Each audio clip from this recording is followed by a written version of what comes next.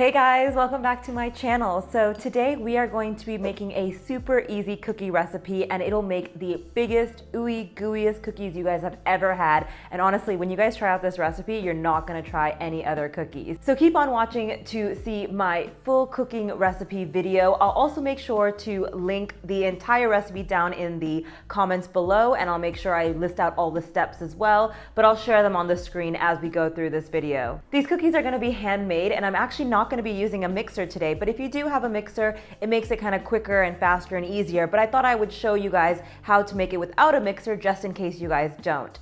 Now let's get into the video, but before we get started, if you love cookies just as much as I do, make sure you give this video a thumbs up. Now let's get started with our baking. So to make these cookies today, you're going to need a few ingredients. So let's go through the ingredient list first. For this recipe, you're going to need unsalted butter, brown sugar, castor sugar, self-rising flour, corn flour, salt, Milky Bar chocolate chips, or honestly any other chocolate chips that you guys like, bicarbonate of soda, eggs, some scales to weigh out all your ingredients, a mixing bowl, and a spatula. Right, so let's start baking. Oh, I forgot one last ingredient. You need to subscribe to my channel. Remember, it's completely free and I'd really appreciate it. So the first thing I'm gonna do is weigh out 225 grams of unsalted butter.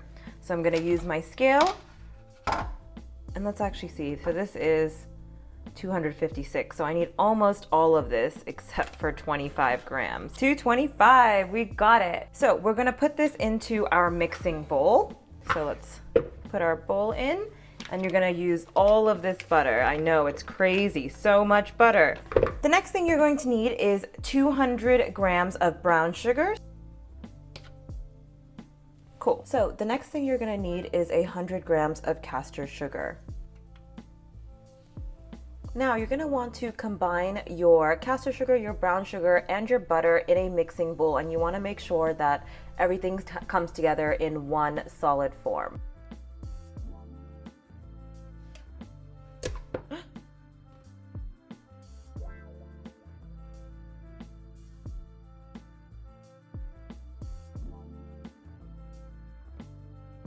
Next, you're gonna wanna add in 1 egg at a time. You're gonna need 2 eggs for this recipe, and you're gonna want to mix in 1 egg at a time.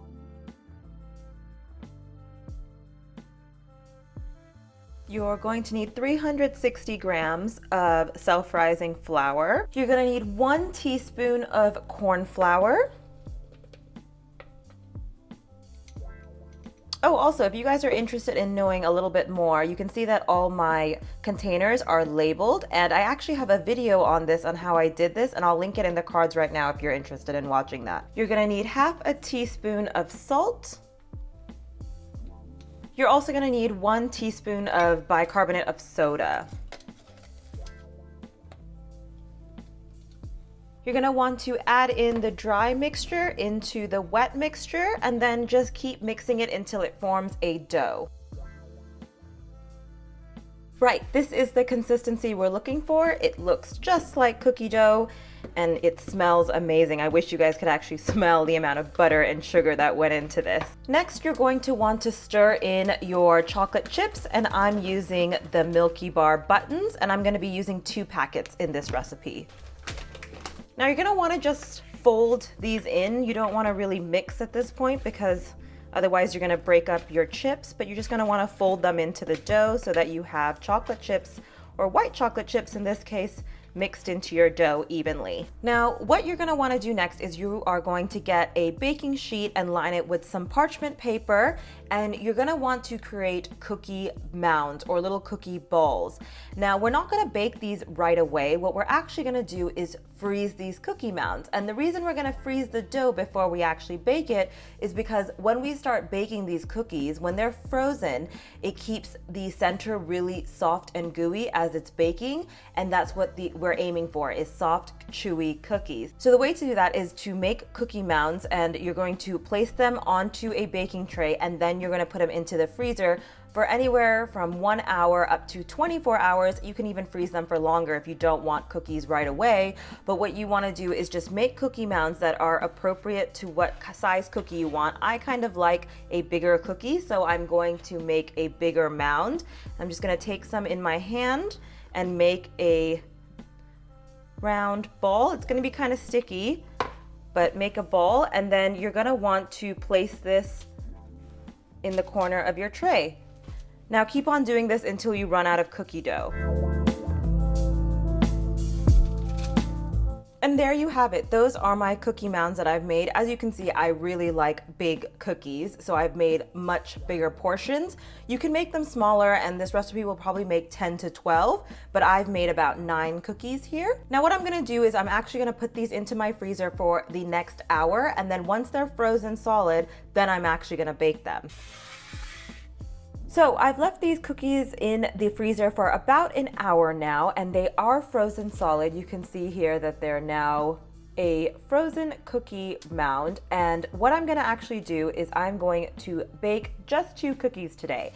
Now the best thing about freezing your cookie dough is that you can decide how many cookies you would like to bake. So it means that you can bake 2 or 6, you can bake them all if you want, but let's say you want 1 cookie each day as your treat, you can just bake 1 at a time, and that's exactly what I'm going to do today. I'm just gonna bake 2 cookies, and then afterward I'm going to freeze the rest in a plastic baggie and put them into the freezer to cook on another day. So in total you're gonna be putting your cookies in for 12 minutes, but you're gonna actually put it in for 8 minutes on one side, and then you're gonna rotate the pan after 8 minutes and put it in the other way for an additional 4 minutes. What this is gonna do is gonna make sure that there's even heat around the cookie and be able to keep the molten center.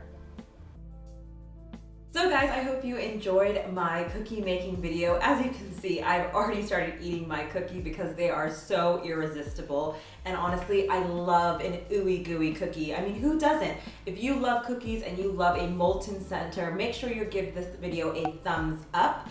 And what I just want to say is I only cooked 2 cookies today, and I actually put the rest of the frozen cookie dough back in my freezer. And what's great about this is I just have cookie dough at hand, so then whenever I'm feeling the desire to have something sweet or have a cookie, I just pop one onto a baking tray and bake it for 12 minutes in total, and that's it. And then you have a cookie, and it's a little sweet treat for you to enjoy anytime. So if you made it to this point of the video, please consider subscribing if you like my content. I upload 2 times a week, and the next video that I'm going to be uploading is words that I've stopped saying as an American in the UK. So if you want to see content like that, please subscribe and hit the bell notification so that you know exactly when my new video goes live. Anyways, I hope you guys enjoyed this video, and I'll catch you guys in my next one. Bye!